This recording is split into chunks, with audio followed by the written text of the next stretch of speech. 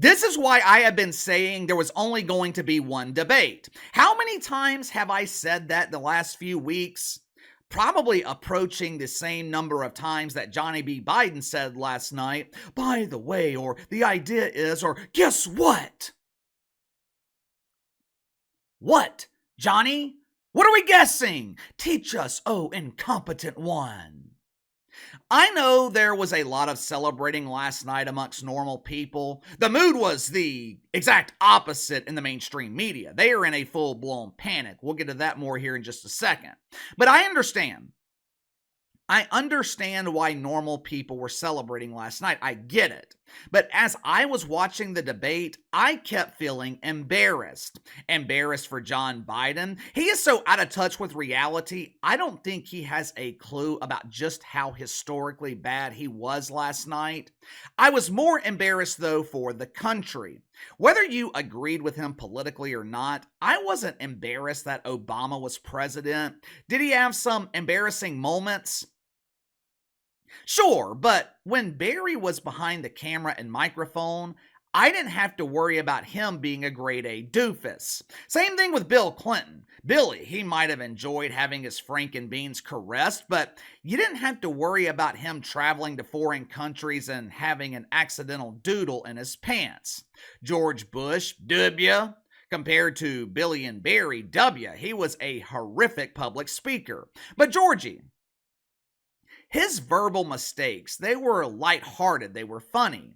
I didn't have to be concerned about his competence. I didn't have to worry about George Bush thinking that the nuclear button was the button for the elevator. Last night proved what normal people have known all along. Last night proved what everyone besides the mainstream media has known for the last 4 years. You know what? I'm not willing to give the mainstream media the benefit of the doubt here.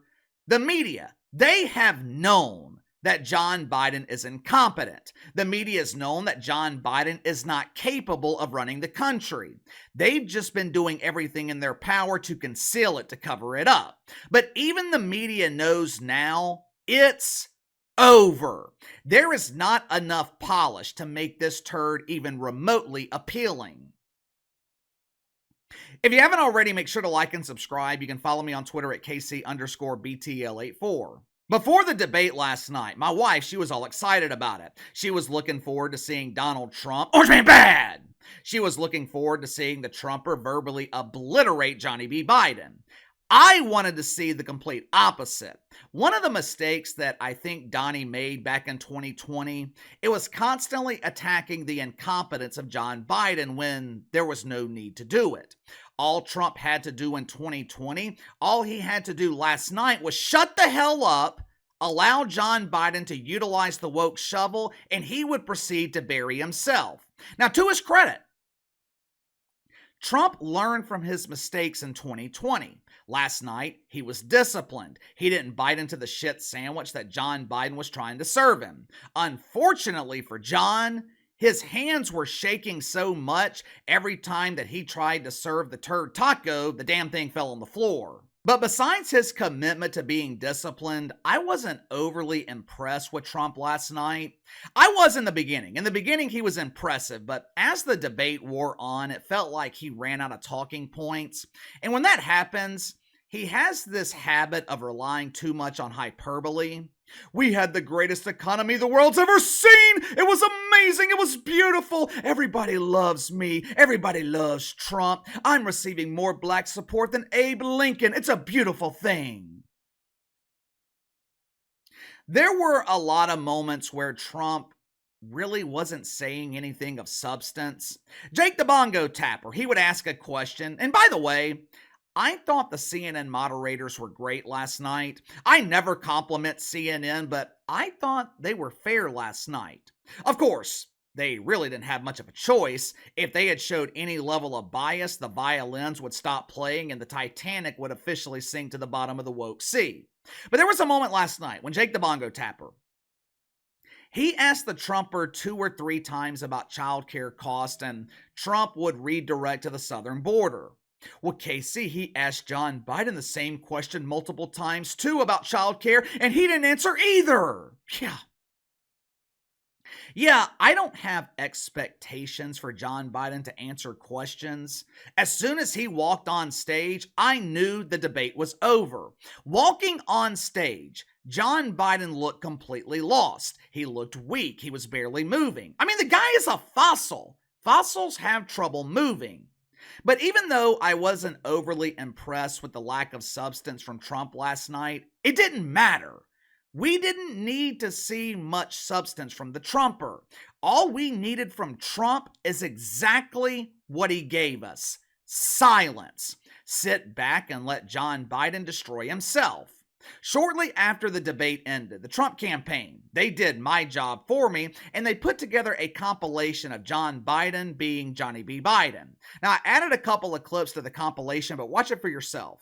Making sure that we're able to make every single solitary person eligible for what I've been able to do with the COVID, with dealing with everything we have to do with, look, if we finally beat Medicare, trying to provide housing for Black Americans, the impact on the choice, the idea that they're gonna, I'm proposing that everybody, the millionaires pay 1%.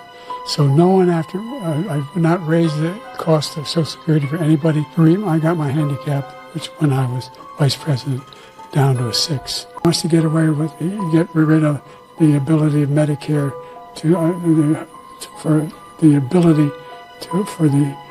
us to be able to negotiate drug prices with the big pharma companies. We have 1,000 trillionaires in America. Billionaires in America. And what he's done to the Black population is horrible, including the fact that for 10 years he called them super predators. In the 1990s, we can't forget that. Super predators was his name, and he called it to them for 10, and they've taken great offense at it, and now they see it happening. I mean, what do you want me to say? What am I supposed to say to that? The clip speaks for itself. Now, I couldn't find what I thought was the best soundbite of the night last night. At one point, John Biden, he was talking about his visit to Normandy a few weeks ago. He claimed that while he was over there, he spent some of his time talking to deceased soldiers. Obviously, Johnny B. Biden is confused. I'm pretty sure the Normandy trip was when John Biden had that bout of devastating doodle, and pretend Dr. Jill, she had to rush him off stage for a quick diaper change. There was another moment in the debate where John Biden, he was trying to brag about something that he called climate core. I think that's what he said. Hell, 10 minutes into the debate, I had to turn on the closed captioning because I couldn't understand what the hell John Biden was talking about. Neither could the people typing the closed captioning. Eventually, they just gave up. I don't know what the hell climate core is, but I think it has something to do with teaching kids about climate change. This was the one part of the debate last night where CNN pissed me off. The majority of the debate, I thought Jake the Bongo Tapper and the unknown lady sitting beside him, I thought they did a good job. But when they shifted the conversation to the weather, asking two men about how they plan to control the weather, they lost me. I don't know if CNN knows this, but man can't control the weather. Donald Trump can't control it. John Biden, he damn sure can't control it. I want to know what they are teaching kids in climate core. What are you teaching them? How to properly apply a raincoat? How to put on the sunscreen? How to check the 5-day forecast? Right now, the mainstream media and the party of donkeys, they are in a full-blown panic. And you don't have to take my word for it. Listen to the words of the Wicked Weave.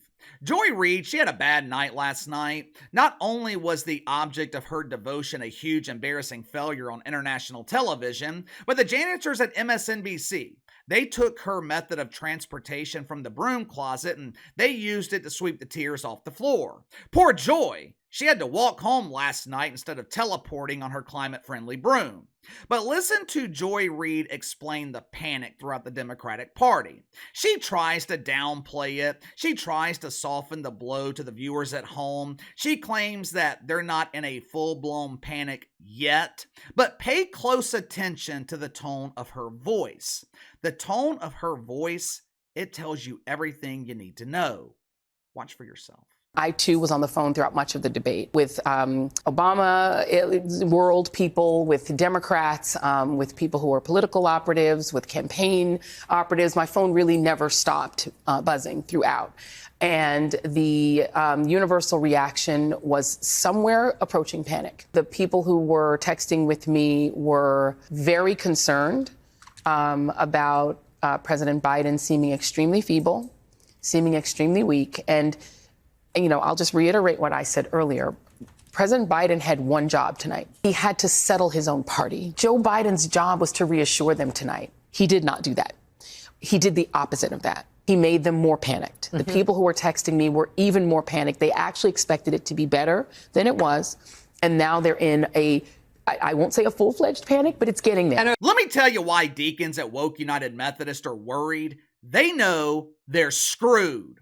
Over the last 4 years, the deacons, they have relentlessly pushed diversity, equity, and inclusion. Those same DEI policies, they have put them in the position they're in today. The Democrats know they can't win with John Biden. There is no coming back from what happened last night. Well, Casey, that's okay. They can go with Gavin Newsom. They can go with Michelle Obama.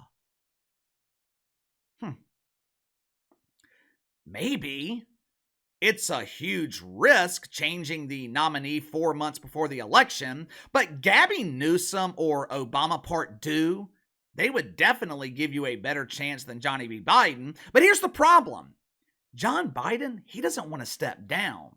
If he doesn't agree to step down, the delegates, they don't have the power to nominate Gabby.